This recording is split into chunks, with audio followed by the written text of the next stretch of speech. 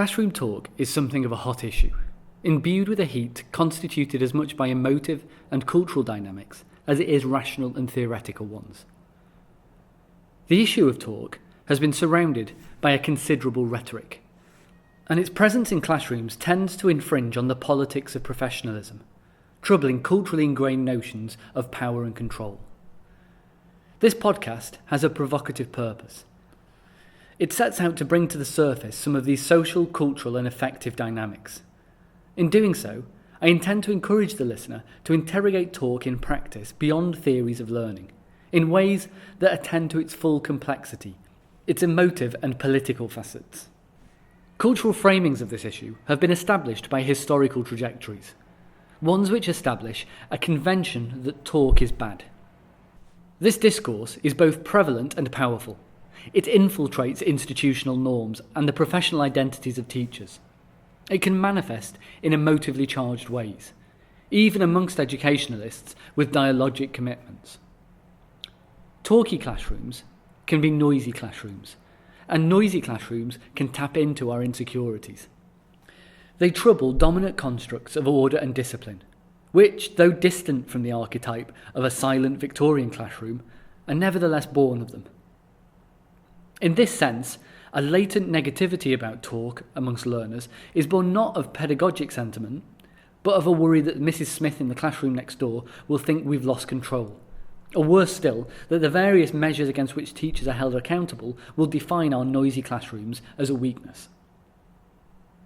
This begins to expose the political nature of classroom talk, that it's intertwined with notions of control and, by extension, of power. I would suggest that this runs deeper than a surface concern with discipline and order.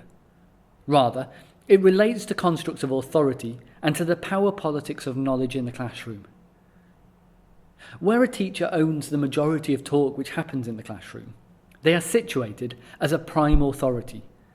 They become the arbiter of a canon of subject knowledge, and their use of talk structures how that knowledge should be imparted upon the learner. Where ownership of talk moves to the learner, this relationship with knowledge is disrupted. Learners who are talking are not listening, and are therefore not receiving content in a way which is receptive to its authority. It implies that they tease out their own meanings, their own understandings of the matter of learning. This in turn challenges the status of the teacher as content expert, and also the prime importance of that content over the sense that's made of it. It's not the place of this podcast to impose a particular value judgment on this shift, more to highlight that it tends to be politically framed. More progressive politics tend to favour this shift, where more conservative stances articulate more of a sense of an anxiety. Talky classrooms also disrupt other cultural conventions which surround schooling and its assumptions about the nature of learning.